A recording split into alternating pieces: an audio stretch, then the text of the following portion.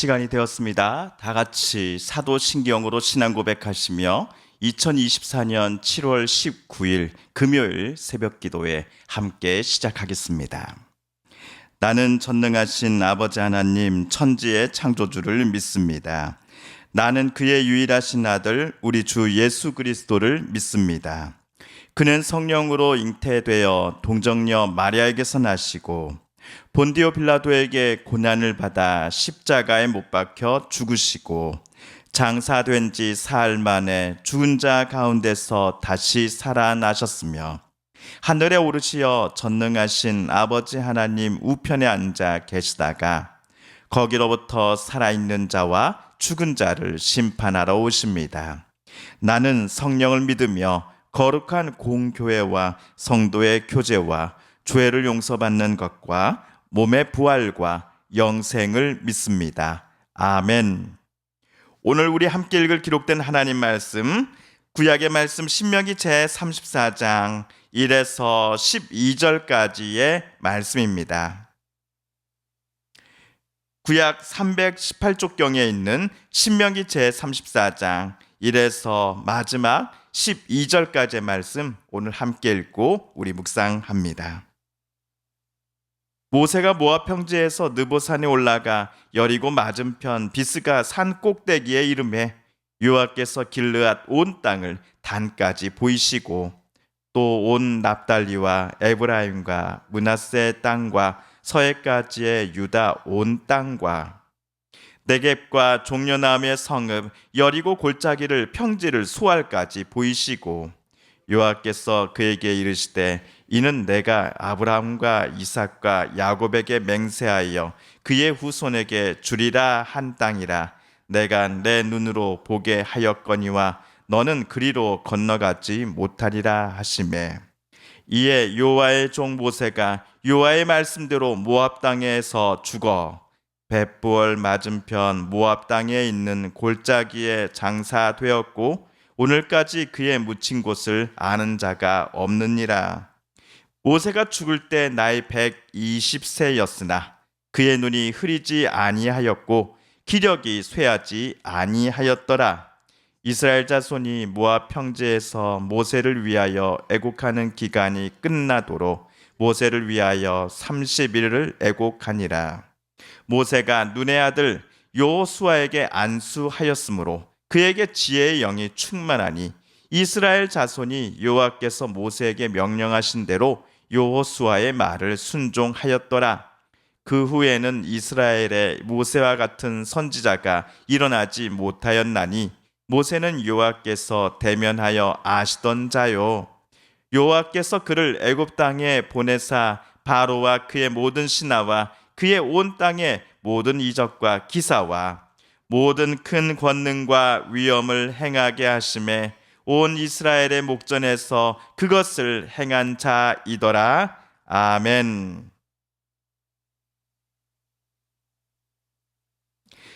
어제까지 모세는 이스라엘의 12지파 중 시몬 지파를 제외한 나머지 모든 지파들의 수령들을 데려다가 그들만을 위한 복을 하나님께 나아가 빌어주었습니다. 시몬이 빠졌고 요셉 지파를 대신하여 요셉이 이집트에서 낳았던 에브라임과 므낫세 두 아들을 시졸하는 두 지파를 포함하여 총 12지파를 모세가 축복해 주었습니다.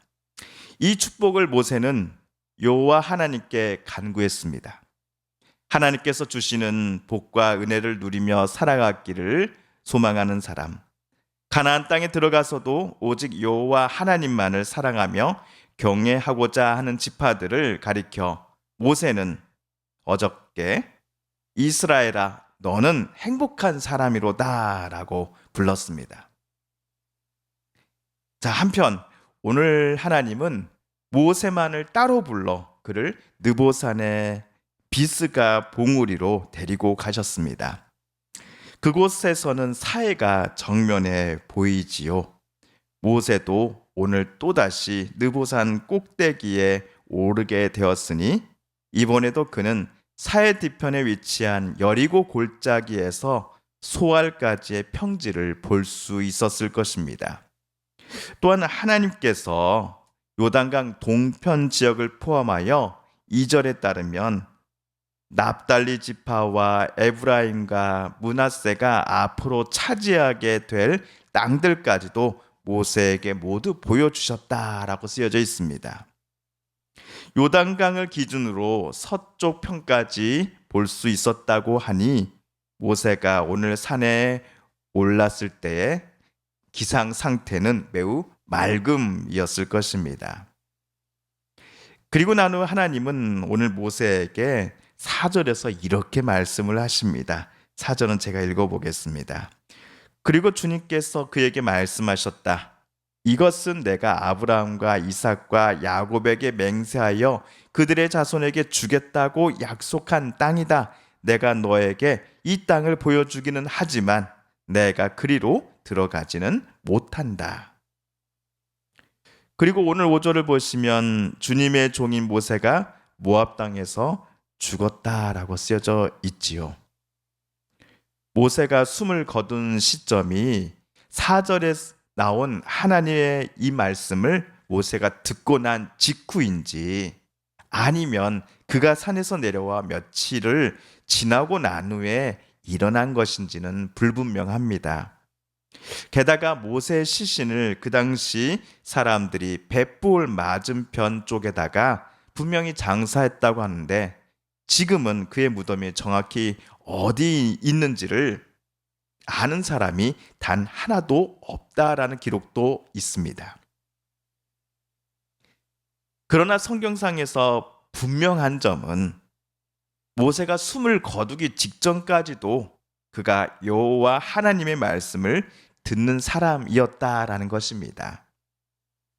또한 모세가 숨을 거두었을 당시의 나이가 120세였으나 그의 눈은 빛을 잃지 않았고 기력도 정정하였다라는 사실입니다.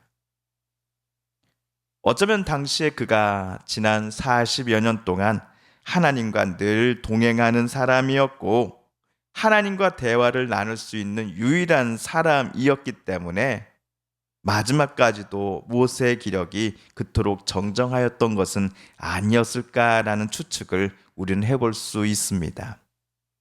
실제로 모세가 죽고 난 후에 첨가된 신명기의 마지막 부분을 쓴 사람은 모세에 대해 이렇게 썼습니다.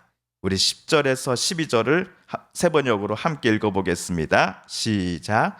그 뒤에 이스라엘에는 모세와 같은 예언자가 다시는 나지 않았다. 주님께서는 얼굴과 얼굴을 마주대고 모세와 말씀하셨다. 주님께서는 그를 이집트의 바로와 그의 모든 신하와 그의 온 땅에 보내셔서 놀라운 기적과 기이한 일을 하게 하셨다. 온 이스라엘 백성이 보는 앞에서 모세가 한 것처럼 큰 권능을 보이면서 놀라운 일을 한 사람은 다시 없다. 아멘.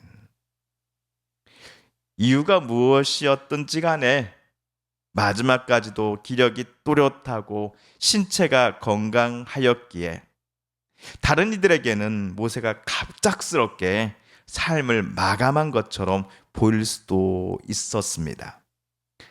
하지만 분명한 것은 모세 너는 가나안 땅에 절대로 들어갈 수 없다라고 말씀하신 하나님의 그 결정과 말씀을 모세가 죽을 때마저도 존중하고 하나님의 뜻에 순종했다라는 것은 분명해 보입니다.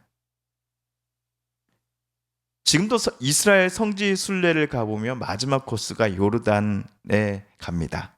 항상 들리는 곳이 요르단에 속한 느보산이고 거기에 모세 기념교회가 있습니다. 대략 이곳이 모세의 묘지가 있을 곳이 아니겠는가라고 하면서 세워진 기념교회일 것입니다. 물론 모세의 무덤 위치가 정확하게 발견하는 것도 중요하고 뜻깊은 또 사건이겠지만은 저와 여러분에게 제일 중요한 것은 모세의 무덤이 어디에 있지를 알고 있는 것보다도 그가 죽을 때까지 하나님의 뜻을 존중하며 하나님의 인도하신 대로 살고자 애썼던 모세의 마음과 삶의 태도를 본받는 것이어야 하지 않을까요? 또한 이스라엘 백성을 지극히 사랑했던 모세의 마음도 우리는 빼놓지 말아야 할 것입니다. 백성들을 향해 모세가 불같이 화를 낸 적 우리도 수차례 많이 보았습니다. 그러나 자기 이름을 하나님의 생명책에서 지워버려도 좋으니 이 백성들을 제발 하나님 살려주십시오 라고 하나님 앞에 간청했을 정도로 모세는 이스라엘 백성들을 진심으로 사랑했습니다. 한편 모세의 죽음을 끝으로 이스라엘은 이제 목자 없는 양처럼 흩어지게 되는 것일까요? 아니지요. 하나님께서 모세로 하여금 기름 부으라 라고 명하신 여호수아가 모세 다음으로 이스라엘을 이끌 지도자로 준비를 하고 있었습니다. 여호수아에게 하나님께서 주시는 지혜의 영이 충만하였다라고 9절에 적혀 있습니다. 모세가 죽고 난 후 이스라엘 백성들은 새로운 지도자인 여호수아의 말을 잘 듣고 그를 따르기 시작하였다라고도 쓰여져 있습니다. 죽은 모세를 애도하며 30일간의 애곡 기간을 끝내고 얼마 후 이스라엘은 새로운 지도자인 여호수아와 함께 모압을 출발하여 요단강을 건널 준비를 본격적으로 시작할 것입니다. 그 내용은 신명기 다음 책인 여호수아서에 나와 있습니다. 자, 성도 여러분, 오늘은 신명기 제 135번째 시간이며 신명기 말씀 묵상 마지막 회입니다. 135회이면 4달하고도 보름 동안의 시간입니다. 꽤 긴 기간 동안 신명기 말씀 묵상 여정에 함께 동참해 주신 우리 성도님들께 감사를 드립니다. 잠시 광고를 드리면 다음 주 새벽 말씀 묵상은 한 주 쉬겠습니다. 잠시 쉬면서 새로운 본문을 선택하고 또 묵상하는 시간을 한 주 동안 좀 갖도록 하겠습니다.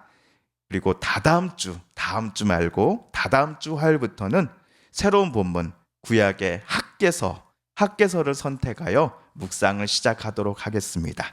다시 한번 135일에 우리 신명기 말씀 묵상 여정에 함께 해주신 우리 성도님들께 감사드립니다. 주님께서 가르쳐 주신 기도를 드리며 신명기 말씀 묵상 마지막 회인 제 135회 번째 시간을 모두 마칩니다.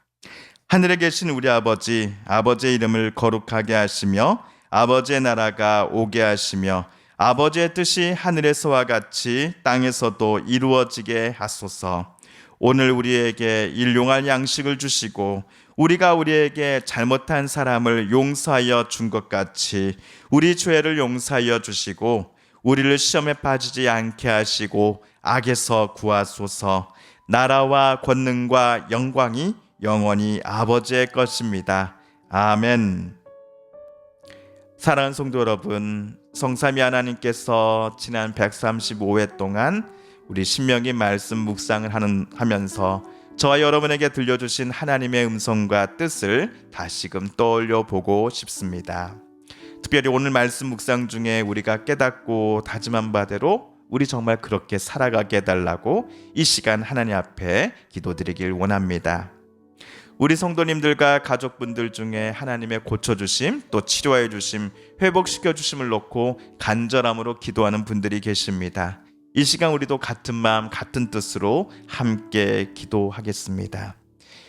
계속해서 내리고 있는 집중호우로 인해 또 재산상의 또 생명상의 피해를 입고 또 큰 아픔 중에 있는 이들이 또 전국에 우리 뉴스를 통해서 많이 보고 있습니다. 주님, 큰 아픔을 겪은 이들을 또 물로 인하여서 집을 떠나게 되고 힘들어하는 이들을 주님 하나님 붙잡아 주시고 위로하여 주옵소서. 또한 우리 서우면에도 계속되고 있는 비 속에서 하나님 우리 모든 이들을 지켜주시고 또 땀 흘려 일했던 농가 밭의 수확물들이 정말 이번 비 잘 피해서 또 하나님께서 주시는 귀한 열매들 또 맺게 수확물 얻게 해달라고, 이번 비가 안전하게 피해가게 해달라고 이 시간 함께 우리 또 기도하겠습니다.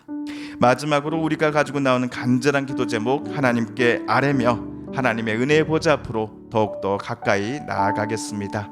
함께 개인 기도 시간 갖습니다.